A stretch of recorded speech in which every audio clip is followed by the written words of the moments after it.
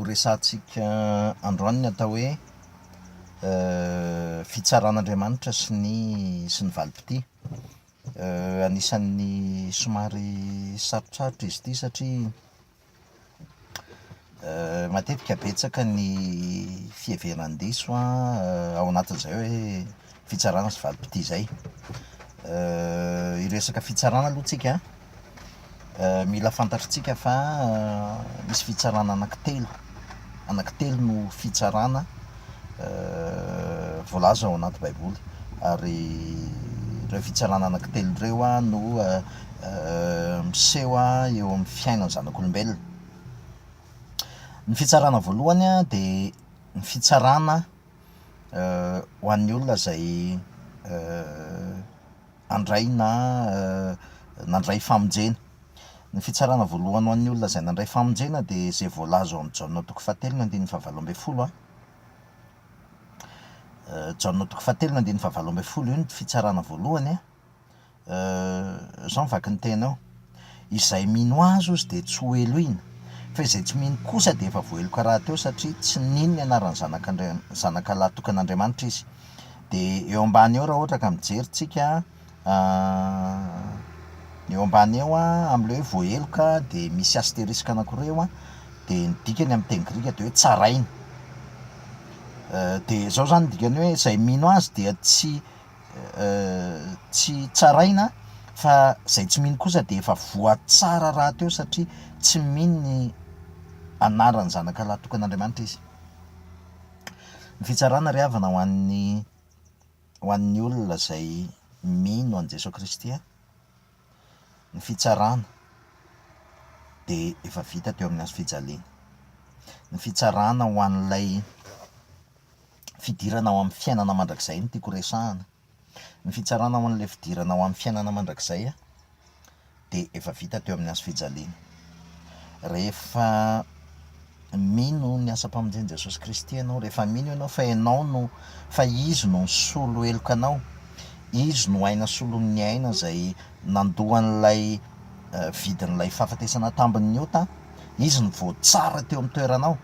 Rehefa mino an'izay ianao dia tsy mandalo fitsarana intsony ianao rehefa mino, ary rehefa mandray an'ilay famonjen'i Jesosy ianao ka manana fiainana mandrakizay dia tsy mandalo an'izay fitsarana izay intsony ianao.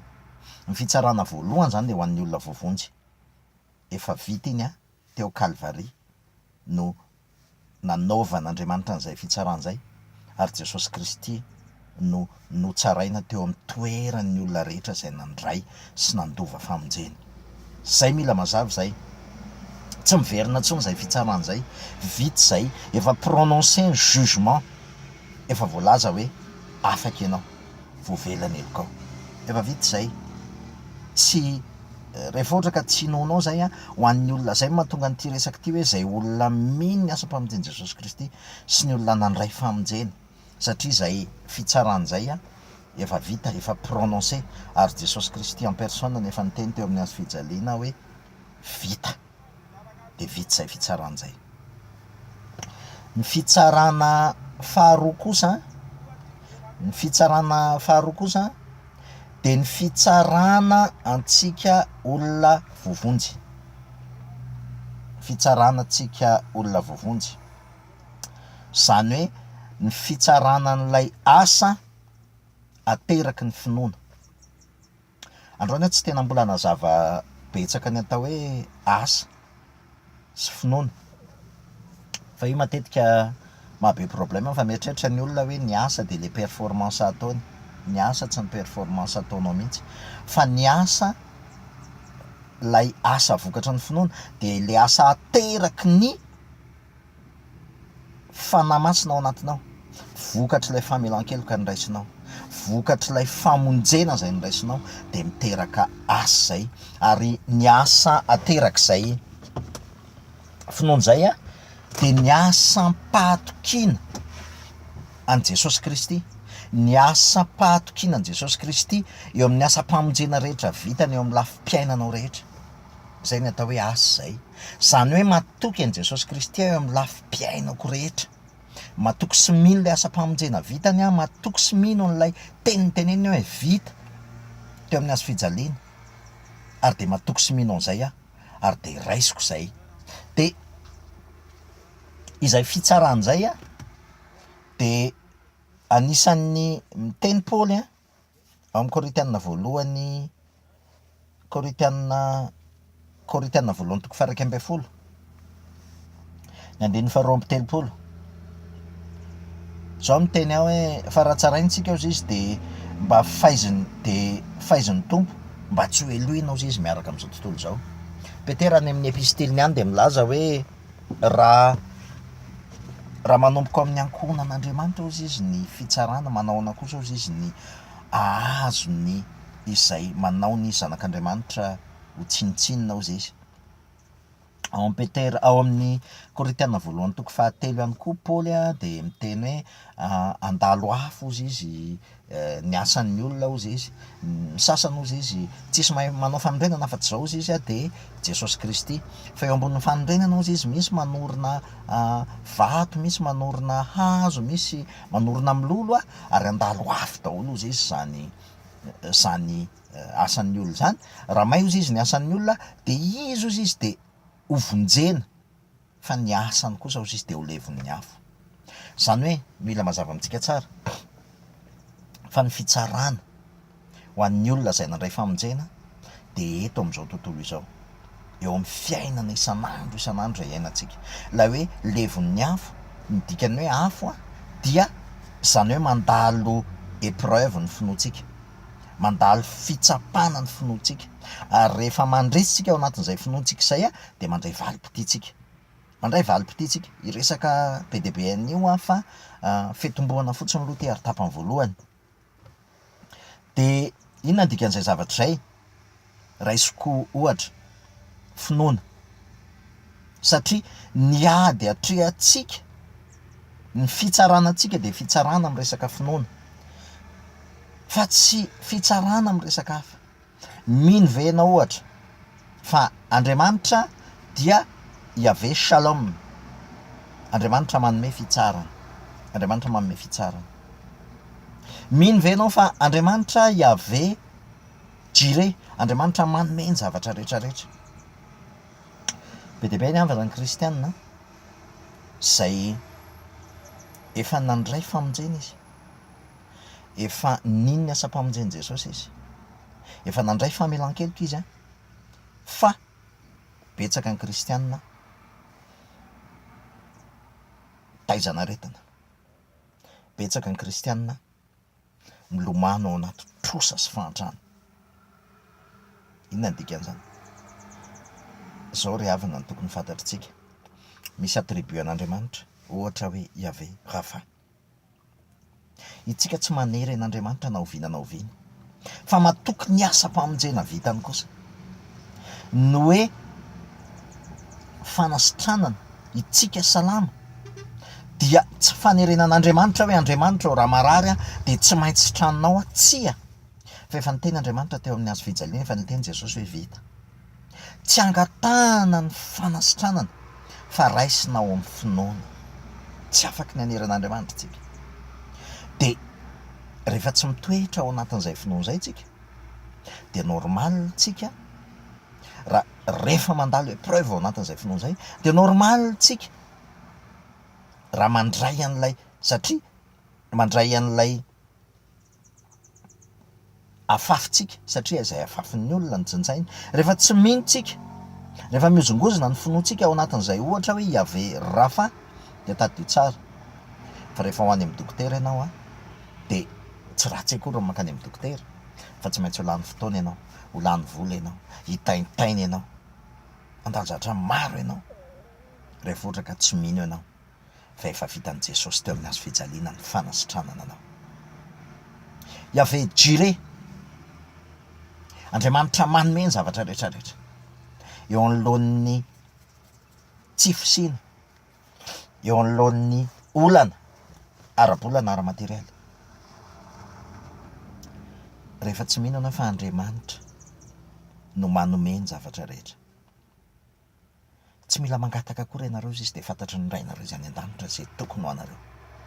Jereo izy izy mivory manidina, tsy mamafy, tsy mijinjo reny, fa nefa kosa de mihinana men'Andriamanitra azy zay sahaza azy, omeny azy zay sahaza azy. Nareo na de ratsy aza mahay manome zava-tsy ho an'ny zanakareo, maika mo fa ndrainareo izay any an-danitra. Raha ianao mahalala hoe zao no tokony omeko ny zanako, maninon'Andriamanitra ny tsy atokisanao fa manome izay tsara lavitra ho anao, satria izy efa niteny hoe vita. Ady isan'andro amin'ny finoana zany ry havana, ary zany ny andalovantsika ao anatin'ny fitsarana.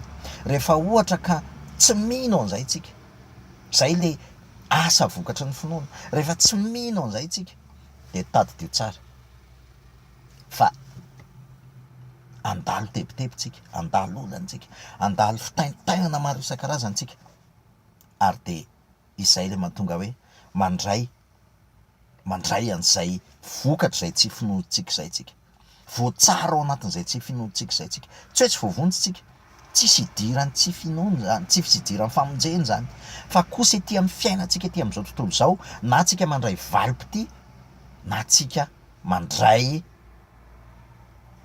an'izay sazy vokatra zay tsy finoantsika izay. Rehefa minotsika de mipetraka ao anatin'ny fiadanana sy fitsaharantsika, mipetraka ao anatin'ny fiadanana sy fitsaharantsika ao anatin'izay finoana izay. Reny no mahatonga an'le hoe satro-boninahitry ny fiainana, ny satro-boninahitry ny fiainana nefa ety amin'izao tontolo izao de efa raisitsika. Tany mafy izay anananao mba tsisy aka ny satro-boninahitra ao, satro-boninahitra fiainana. Jesosy ilay niteny hoe indro avy ananany fiainana ary ananany be dia be. Io satro-boninahitra fiainana io ry havana, ady io combat io isan'andro ety amin'izao tontolo izao.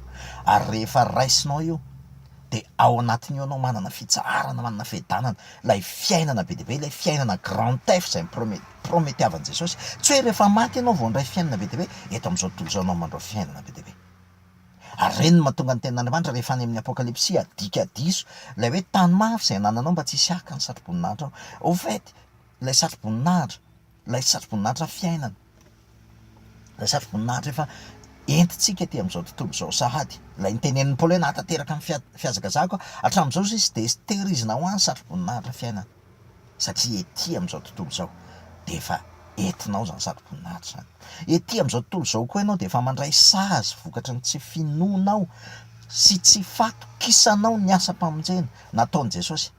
Rehefa tsy mahatoky ianao fa Jesosy ohatra, izy no manome fiadanana ave shalom, fa ianao no mitady fiadanana amin'ny zavatra rehetrarehetra de tadidio tsara fa handray ny sazinao ianao mitebiteby ane sazy amin'ny fiainanao kristianina andavanandro, mitebiteby ianao, mitaintaina ianao, miasa saina ianao, tsy mitoetra, tsy mipetraka ianao, efa sazy zany.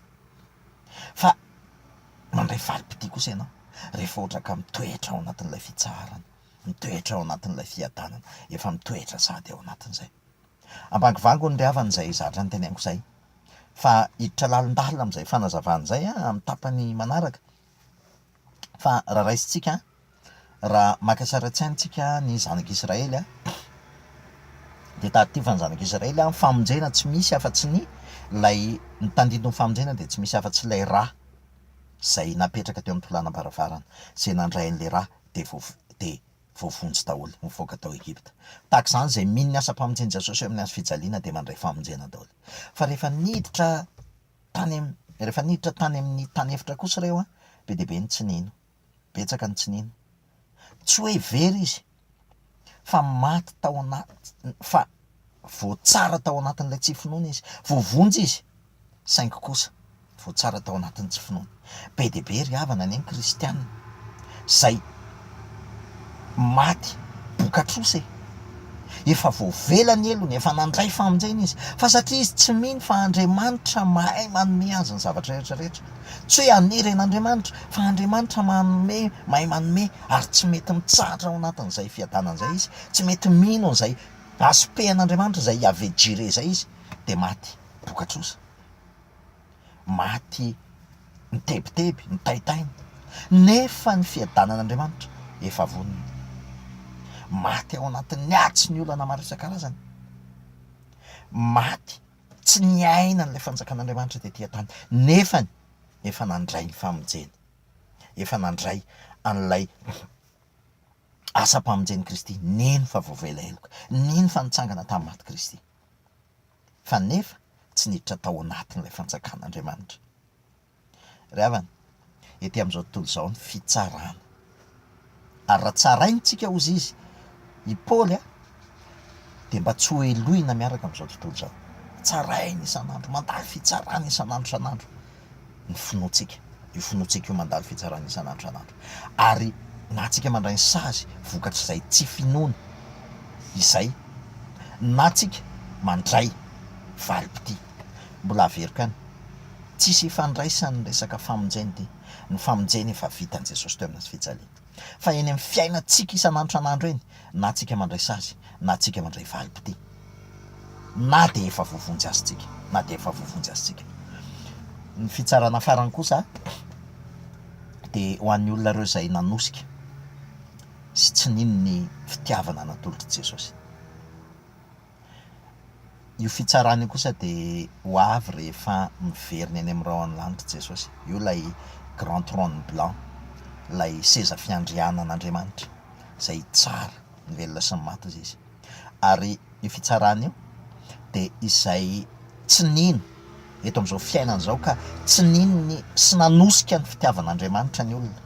Tadio tsara fa fitiavan'Andriamanitra Jesosy Kristy, tonga Jesosy Kristy fitiavan'Andriamanitra, tonga teto am'izao tontolo zao efa mazava tsara hoe zay mino ozy izy de tsy ho elohina intsony, tsy ho tsaraina, fa zay tsy mino kosa ozy izy de efa voaheloka, voatsara raha teo, efa vita ny fitsarana ny tontolo ara-panahy, fa saingy mbola iseho miharihary zany zay tsy mino, zay tsy nandray an'izay fitiavan' Jesosy zay, satria fitiavan' Jesosy de tsisy vahaolana ntsony ny azy, fa na hainao fitiavan'Andriamanitra no raisinao na hainao tsy maintsy hiaran'ilay fahatezerana, de lay fitiavan'Andriamanitra rehefa tsy niraisinao ny fitiavan'Andriamanitra de ho avy ny fitsarana, de hiditra ao anatin'ilay fahafatesana faharoa, zany hoe le fisarahana tanteraka amin'Andriamanitra. Am'izao fotoana zao mbola ao anatin'ny fitiavan'Andriamanitra tsika, mbola ao anatin'ny fitiavan'Andriamanitra tsika, mbola fotoana zao andraisana an'izany fitiavan'Andriamanitra zany, tena tiany Jesosy ianao, tiany ianao nanolorany ainy teo amin'ny azy fijaliana, efa vita ny fampihavanana anao amin'Andriamanitra, raisiny zany famelan-keloko zany, raisiny zany tsy mila angatana intsony zany satria efa vitan' Jesosy teo amin'ny azy fijaliana, efa raisina fotsiny sisa ny famelan-keloko, disponible, raisina avokoa ny zavatra rehetra ao amin'Andriamanitra, tsy misy angatahana fa raisina avokoa, ny anjarantsika de mino, fa rehefa tsy mino an'izay tsika, tsy mandray an'izay tsika de ho avy kosa ny fitsarana ho an'ireo zay tsy mino, zay ny fitsarana fahatelo, raha feheziko de zao anankitelo ny fitsarana ny havany, ny fitsarana ho an'ny olona zay nandray famonjena ka handova fiainana mandrakizay, ny fitsarana ho an'ilay fidirana ao amin'ny fiainana mandrakizay de efa vitan' Jesosy teo amin'ny azy fijaliana, efa vitan' Jesosy iny ho an'ny olona zay handova fiainana mandrakizay.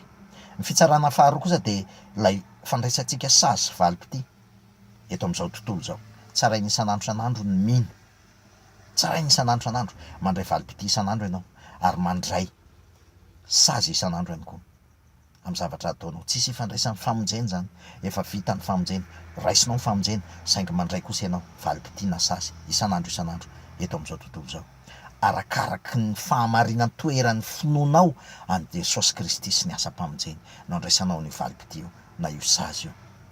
Ary ny farany ny fitsarana ny olona zay tsy nandray an'ilay fitiavan'Andriamanitra, zay kosa amin'ny fotoana iverenan'i Jesosy fandroa de tsy maintsy andrainy ny valiny zay fanosehana ny fitiavan'Andriamanitra zay, ireo olona zay tsy mino ny asa-pamonjeny, de ny voninahitra ho an'i Jesosy Kristy, l'Andriamanitra tompo ny tompo sy mpanjaka ny mpanjaka rehetra, amen.